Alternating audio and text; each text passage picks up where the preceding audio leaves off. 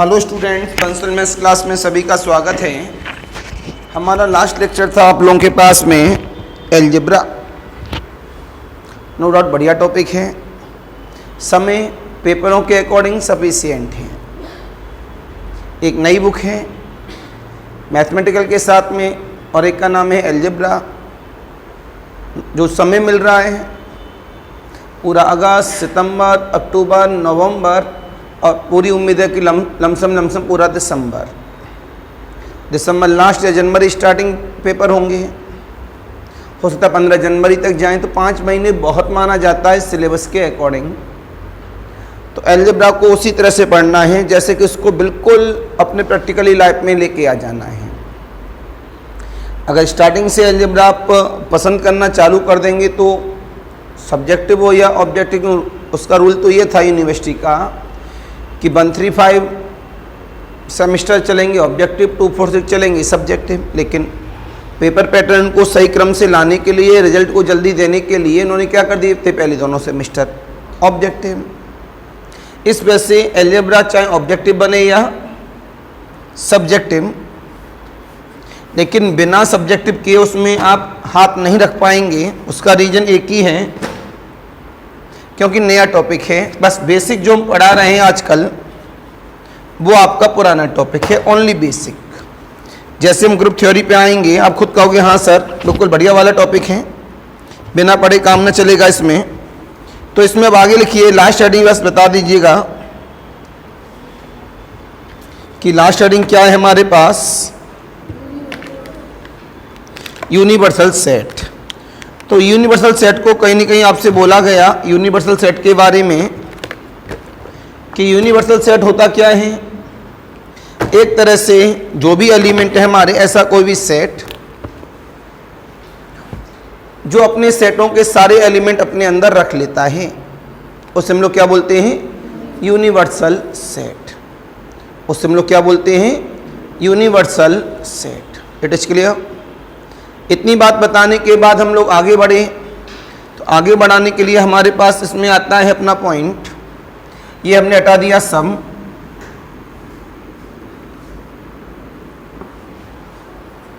इसके जस्ट ऊपर वाले पे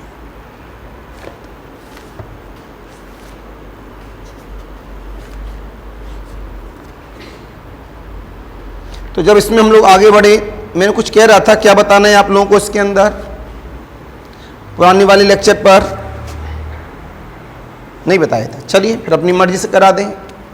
हमारे पास आता है यूनियन ऑफ, नया हेडिंग,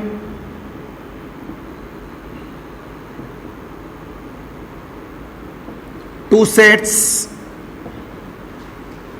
क्या लिखा है, यूनियन ऑफ टू सेट्स। मैं बार बार रिकॉलिंग कर रहा हूं, स्टार्टिंग है, बहुत धीमे फ्लो चलेगा, जल्दबाजी करने के मूड में है नहीं हम बिल्कुल भी, आप ये समझ लीजिए। तो आपने जवाब दिया यूनियन ऑफ टू सेट्स में let capital A and capital B are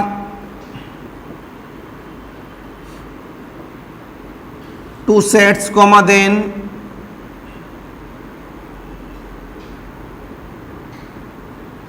union of two sets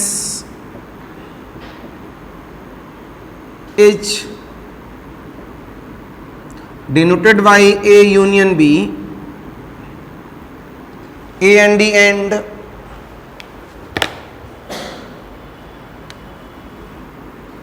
defined as A union B equal of the X, X belong करता है A में और X बिलोंग करता है B में। तो ये सब क्या बन गए मेरे पास में, यूनियन की इंफॉर्मेशन। और लगा हुआ ध्यान रखिएगा, इसका मतलब आपको यहां से वेन डायग्राम दिखाएं इसका।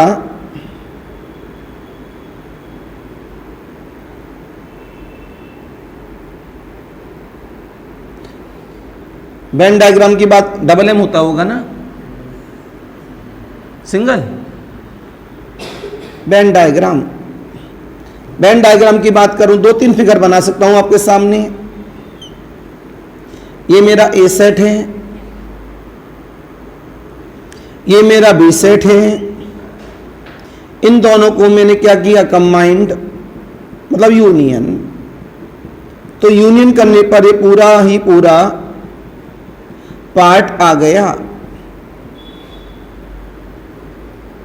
तो दिस इज द यूनिवर्सल, ये पूरा क्या है, यूनिवर्सल। और ये कॉम्बिनेशन क्या बना लिया इसने, यूनियन। इसने अपना कॉम्बिनेशन क्या बना लिया, यूनियन। क्या बना लिया, यूनियन। इट इज क्लियर, बोला करो भाई।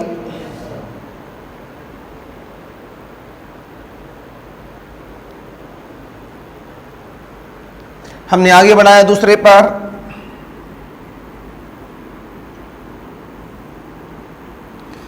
ये हमारे पास पहला सेट,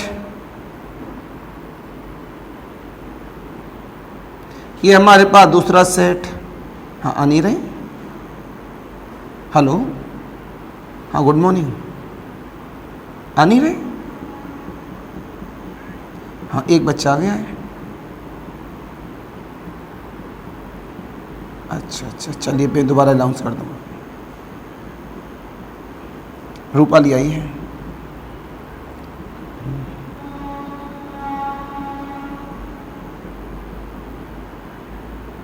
आप बताओ, 9 बजे से।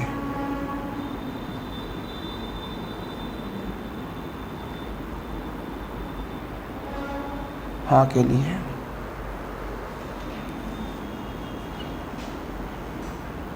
ठीक ठीक ठीक ठीक है, सारी बैच ना, ठीक ठीक ठीक।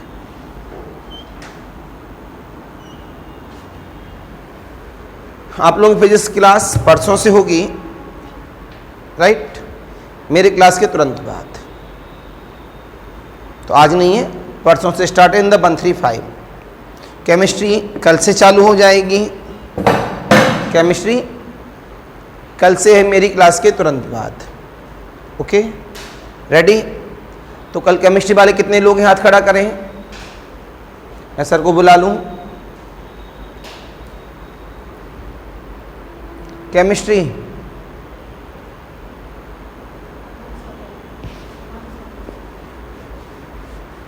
केमिस्ट्री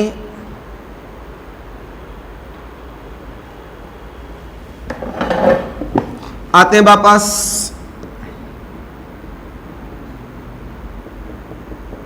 ये जो मैंने आपके सामने 3 फिगर बना दिए हैं, internal combination, only touch not combination. ये जो डॉटेड रीजन का पूरा रीजन दिखा रहा हूं, इनका कॉम्बिनेशन क्या बोला जाएगा, ए यूनियन बी। क्या बोला जाएगा, ए यूनियन बी। कोई दिक्कत? तो 3 वेन डायग्राम इसके अंदर मैंने डिफाइन किए यूनियन के अंदर। अब मैं बात करता हूं, मैंने अभी आपसे एक बात कही है, आप ये सोच के पढ़िए कि हम लोग बिल्कुल करंटली पढ़ रहे हैं, सारी चीजें मन से पढ़ रहे हैं।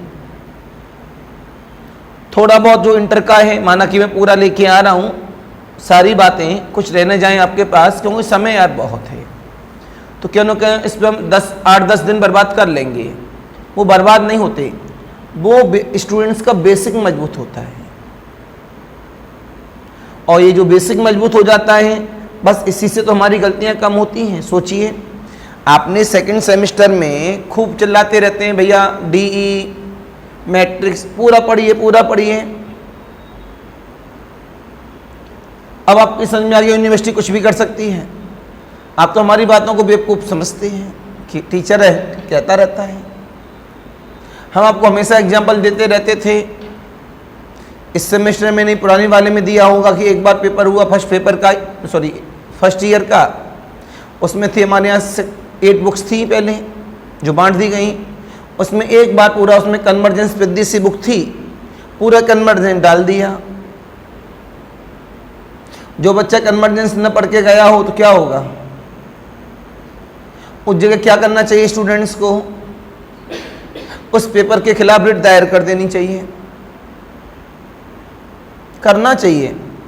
आप माना कि आप लोगों का तो पेपर सभी का अच्छा हुआ, जिस बच्चे ने डिफरेंशियल इक्वेशन पढ़ने के बावजूद भी एग्जाम सेंटर के लिए डिफरेंशियल इक्वेशन रेडी नहीं की, उसे सीधे हाई कोर्ट में जाकर रिट दायर कर दें, उससे क्या होगा? शायद 1 महीने, बस तो इसका मतलब वो तुरंत जल्दी डिसीजन लेते हैं लोग, बस एक्शन मिल जाना चाहिए। कुछ बच्चे एक भाई अकेले से काम नहीं चलेगा, थोड़े से एक्स्ट्रा बच्चे हों, अगर एक्शन हुआ तो यूनिवर्सिटी सुधर जाएगी। ये स्टूडेंट कर सकता है, न कोई डिग्री कॉलेज का प्रोफेसर कर सकता है, न कोचिंग वाला कर सकता है, क्योंकि ये दोनों लोग यूनिवर्सिटी के खिलाफ ज़्यादा नहीं जा सकते, चोरी छिपे जा सकते हैं केवल, वैसे खिलाफ नहीं जा सकते। तो यूनिवर्सिटी को ये तो पता लगेगा, उसमें साफ लिखा जाए कि यूनिवर्सिटी की गलती है कि हम दोबारा पेपर के रुपए क्यों देंगे। तो इससे क्या होगा? यूनिवर्सिटी को कहीं ना कहीं एक ये मिलेगा, नहीं भाई ये गलतियां होती हैं, बच्चों को ने पूरा रेडी किया, पूरे में से आना चाहिए, मजाक है। तो कुछ बच्चे पक्का चले जाएंगे, ये मेरे को पता है। तो बहुत सारे बच्चे बाई बैड लक ऐसे होते हैं, ठीक है यार सब कुछ तो करना ही है, ये छोड़ देंगे। जब पेपर अच्छा था उसी में से मैंने सारी प्रॉब्लम करा डाली टीएसटी पीएचडी पेपर के अंदर। 1-2 प्रॉब्लम गलत भी हैं। मैं जब कर रहा था प्रॉब्लम में मैंने टिक नहीं लगाया उस पर, जब मैं प्रॉब्लम कर रहा था तो 1-2 प्रॉब्लम गलत भी निकली हैं। वो तो भाई ऑब्जेक्टिव में हमेशा चलता है ये चीज़ें। तो सीधा सा मतलब है आपको पढ़ना चाहिए कंप्लीट, ये सोच के नहीं पढ़ना चाहिए अरे ठीक है यार कम पढ़ लेंगे काम चल जाएगा। अब आता है इंटरसेक्शन ऑफ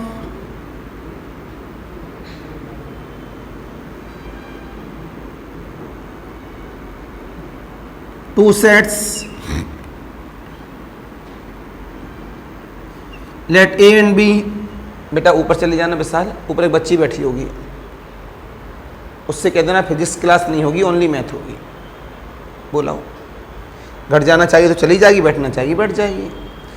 नहीं बच्चे कहीं बताए नहीं sir. Are two sets comma then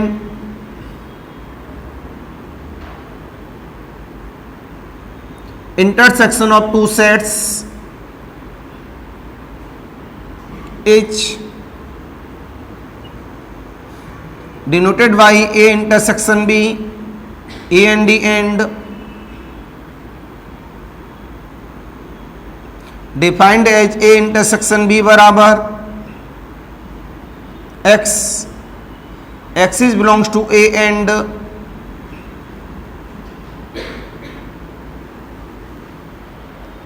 axis belongs to B. यहां और था और यहां पर एंड फिगर बनाया जाए वेन डायग्राम, यहां फिर बनाया गया Venn diagram.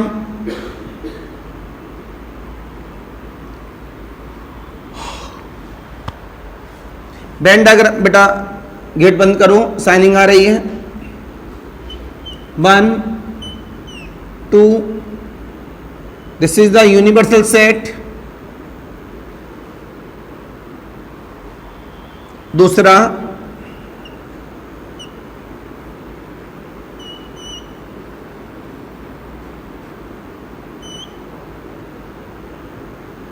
This is the universal set. तीसरा this is the universal set, इसका नाम ए है, इसका नाम, तो इसमें केवल वेन डायग्राम के अकॉर्डिंग ये कौन हुआ? A intersection B. ये जो कॉमन रीजन इस तरह दिख रहा है इसका मतलब क्या है? A intersection B. यहां कुछ कॉमन रीजन आएगा नहीं। ए इंटरसेक्शन बी कैसा? 5। या दिस इज द ए और दिस इज द बी, ये सारे एलिमेंट कॉमन ये मिल रहे हैं, तो ए इंटरसेक्शन बी या किसके बराबर हो जाएगा? ए के। तो this is the sense of the intersection of two sets. It is clear? कोई दिक्कत? नोट करिए।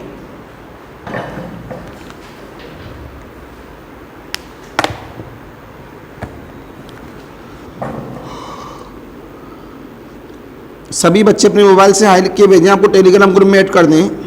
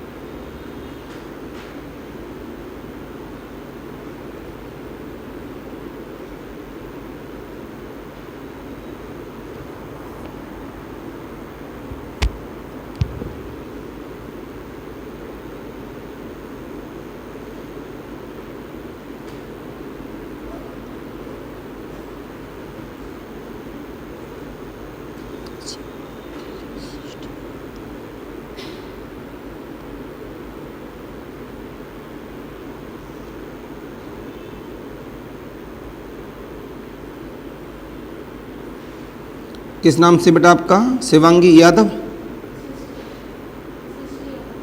नहीं, शिवांगी का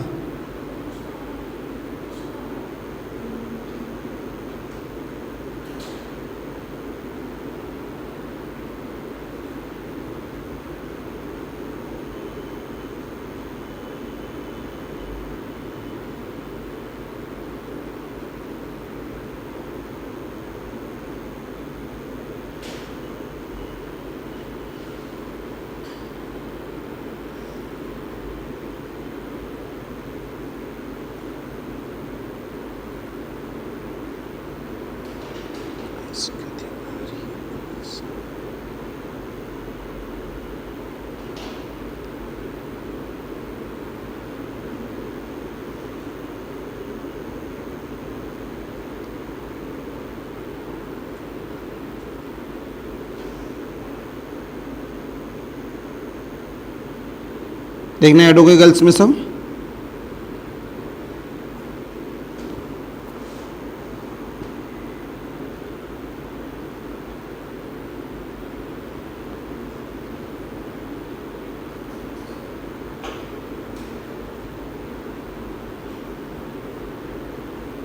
बॉयज में हाई लिख के भेजें सब जिन्होंने अपना रजिस्ट्रेशन करा लिया है। विशाल,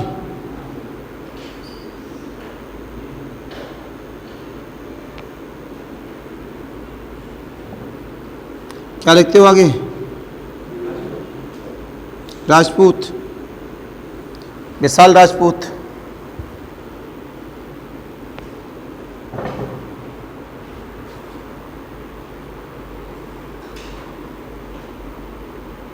आपको आप तो डेली आओगे ही ना इसमें, ठीक।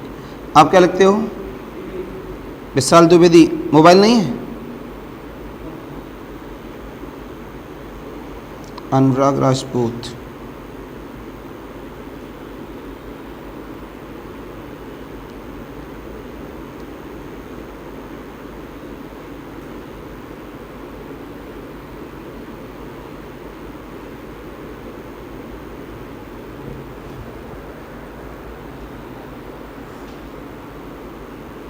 बाकी बच्चों के पास देखो बेटा, बाहर डॉगी देखिए, उसे भगा देना। डॉगी,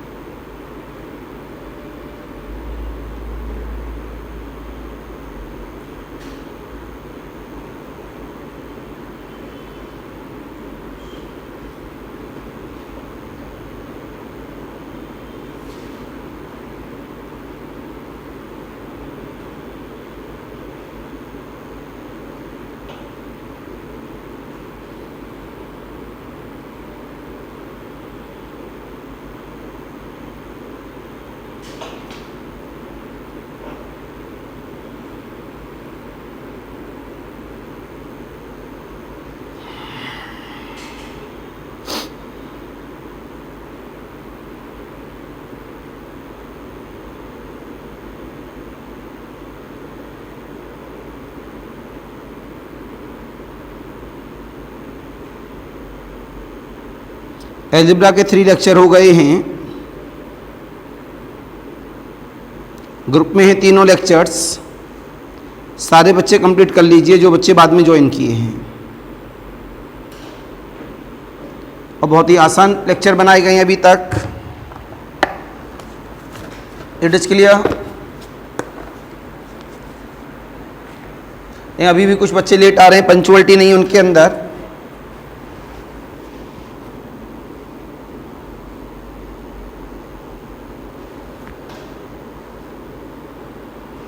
नई पॉइंट की बात करते हैं आप सभी।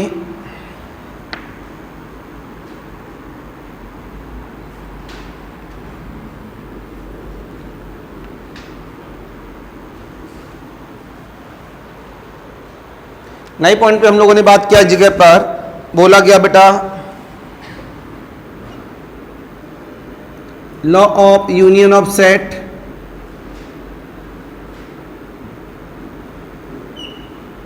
सबसे पहला नाम आइडेम्पोटेंट लॉ। पहला नाम idempotent law. A union A equal of the A.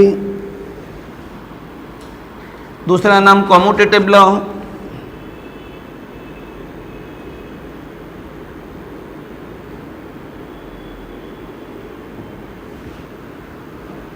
A union B बराबर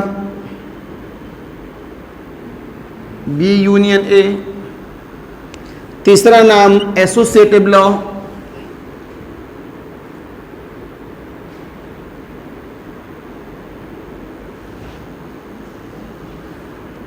ए यूनियन बी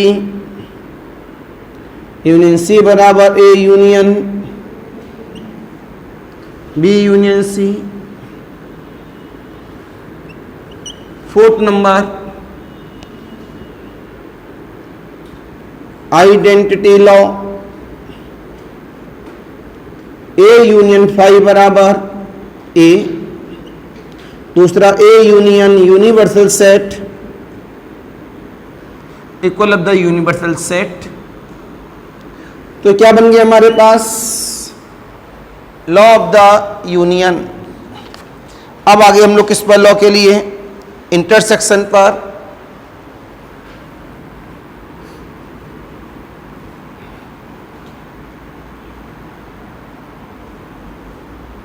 हम लोगों ने आपसे आगे बात की इंटरसेक्शन के लिए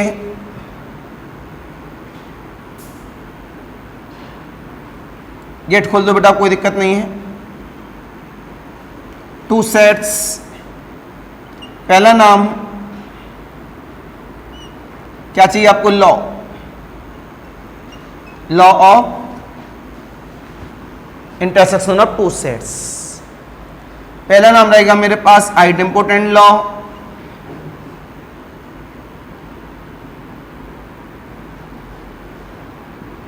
ए इंटरसेक्शन ए बराबर ए।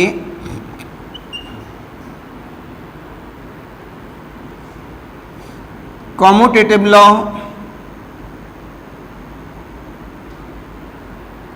ए इंटरसेक्शन बी बराबर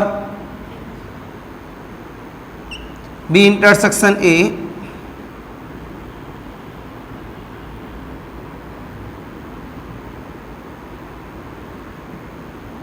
associative law. A intersection B बराबर intersection C. A intersection B intersection C.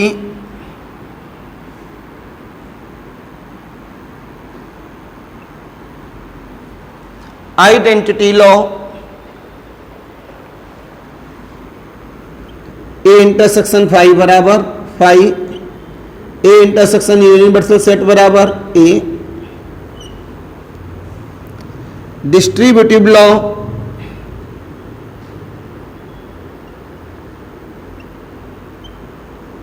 A union B intersection C बराबर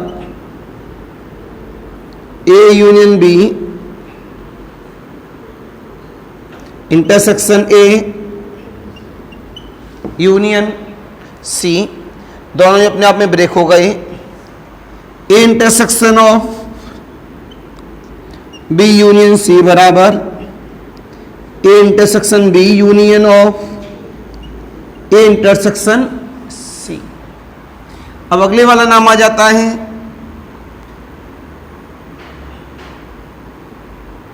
डिफरेंस ऑफ टू सेट्स। बोला गया let capital A and capital B are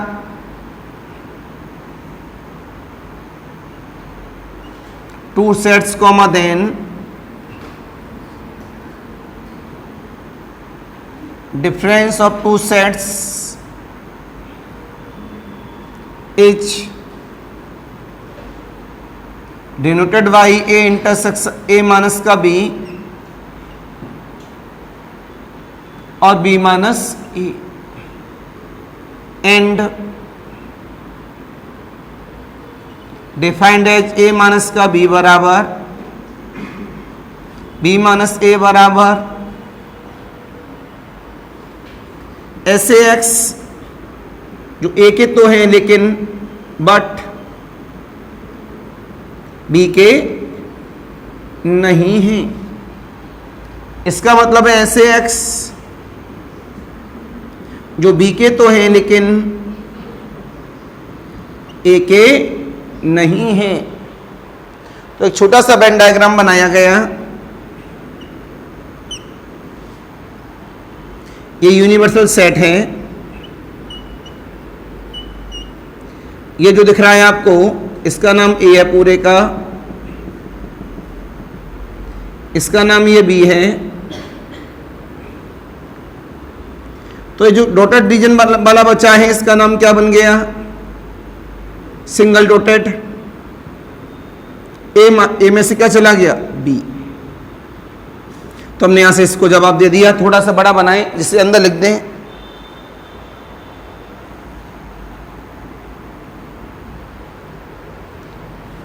तो हमने यहां से जवाब दिया आपको।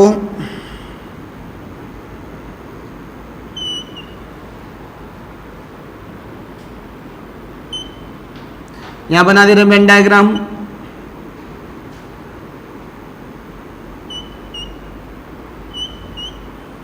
इसका नाम बन गया ए इंटरसेक्शन बी, इसका नाम ए माइनस का बी, इसका नाम बी माइनस ए, और इस पूरे सेट का नाम था ए, इसका नाम बी और इसका नाम यूनिवर्सल सेट। तो जितना ये डॉटेड रीजन दिख रहा है अंदर वाला, इसका नाम है ए माइनस का बी। ये जो कॉमन है ए इंटरसेक्शन बी, और जो ये इस तरह से दिख रहा है कॉमन रीजन वाला,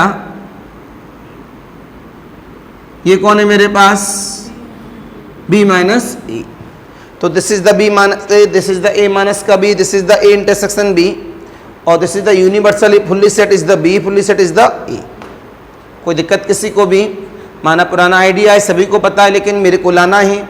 तो यूनियन, इंटरसेक्शन एंड डिफरेंस तीनों क्लियर हो गई होंगी।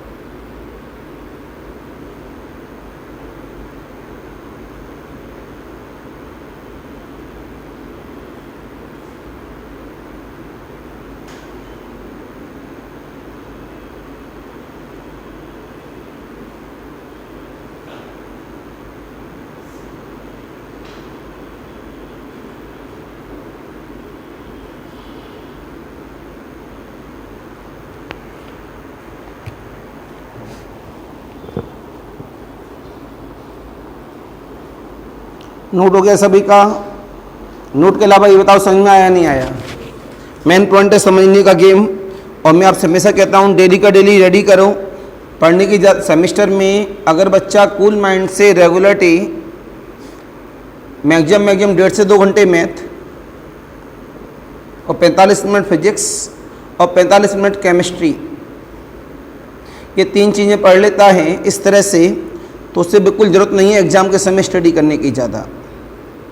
इसका मतलब हुआ सेमेस्टर में पर डे लमसम 3 घंटे, और एग्ज़ाम से पहले जैसे ही समय आ जाए 1-1.5 महीने पहले उनको टाइम डबल कर दें रिवाइज होने की वजह से। फिर देखो आप केवल कम मैथ में ज़्यादा समय देना पड़ता है जब जिस सेमेस्टर में डिफरेंशिएशन और इंटीग्रेशन वाली प्रॉब्लम्स आ जाएं, क्योंकि प्रैक्टिस के लिए आपको कमांडिंग देनी ही पड़ती है। बाकी अपने फ्रेंड सर्कल में बोल दो कि राखी का वेट न करें। काफ़ी बच्चे क्या सोच रहे हैं राखी के बाद ज्वाइन करेंगे, नुकसान किसी का नहीं है, आप कभी भी ज्वाइन कर सकते हैं, नो प्रॉब्लम।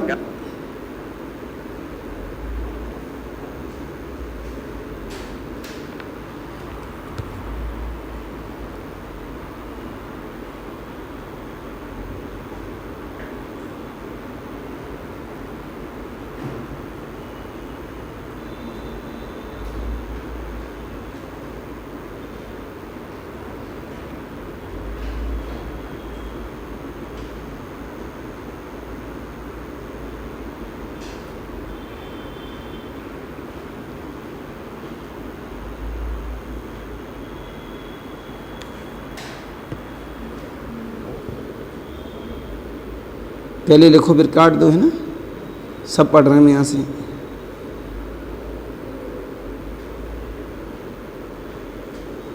ये बहुत पुरानी हरकत हो गई।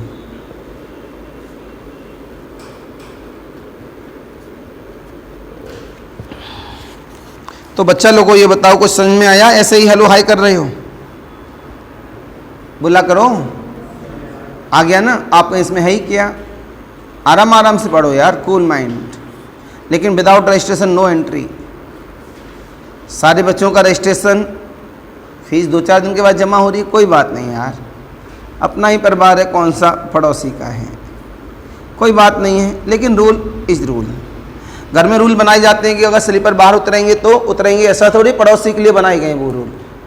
अगर फैमिली का कोई बंदा अंदर पहन किया जाता तो गाल पे पड़ता पट की, अगर छोटा है तो। कोई बड़ा आ गया, अरे आप भी पहन आए, बाहर करो भाई। तो इस वजह से रूल बनाए जाते हैं ना। अब देखो हम स्लीपर का, इसमें देखो हमने रूल बनाया कोच क्लास का, बना नहीं बना कि अंदर कोई भी स्लीपर पहन के, बीच में क्या हुआ 2-4-5 बच्चे चोरी छुपे पहन के आ जाते थे, हमारी निगाह पड़ी, उन्हें प्यार से समझाया तो धीमे धीमे उन्होंने ही बंद कर दिया, हम तो पहन के आ ही नहीं रहे अंदर। तो इस वजह से ये बनता है रूल रेगुलेशन बहुत ज़रूरी है। हम तो पर डे 5 मिनट, क्यों इतना समय रहता है हमारे बैच में, हम तो पर डे आते ही आते 5 मिनट प्रार्थना कराने के मूड में हैं, वो बन नहीं पा रहा है अभी तक। जिस दिन से बन गया, पूरी सारी क्लासों में जो 11 बजे तक क्लासेज होती होंगी सब में प्रार्थना का रूल लग जाएगा। आइए पहले 5 मिनट प्रार्थना करिए खड़े होके, उसके बाद क्लास चालू करें। सरस्वती वंदना होना बहुत ज़रूरी है, उससे दिमाग में कहीं ना कहीं एनर्जी आती है। भाई योगा आप करते नहीं, प्रार्थना ही करो फिर। ये रूल हम बनाने वाले हैं लेकिन बन नहीं पा रहा है अभी तक, लेकिन बनेगा ये हमको पता है, कि हमारे मन में ये चीज़ है कि होनी चाहिए। हमारे मन में कि हमें टॉप करना है, तुम आज नहीं तो कल टॉप मार ही देंगे। हमारे मन में हमको बियर पीनी है, आज नहीं तो कल बियर पीना चालू कर देंगे। क्यों? मन ने इस बात को ले लिया है कि यार थोड़ा सा इसका स्वाद चक्कर देखें। हमारे मन जो ठान लेता है वो हो जाता है। इस वजह से ऐसा कुछ अच्छा मानो उसके अंदर कि अरे यार ये करना है, तो आज नहीं तो कल। और जो आपका सपना है उससे आगे, सपना क्या, जो भी आपको याद नहीं होती हैं, कुछ चीज़ें नहीं होती, अपने बेडरूम में अपनी आंखों के सामने लिख दो, बड़ा बड़ा सा अपने आप याद हो जाएगा। उसी को सोचकर सोइए, उसी के सपने आएंगे। तो सीधा सा है बच्चा, लाइफ में आगे बढ़ने का एक ही मंत्र है, only study, only study, only study, not other. और कोई मतलब नहीं है। जब तक आप प्रैक्टिस नहीं करेंगे आप कभी कमांड नहीं कर सकते।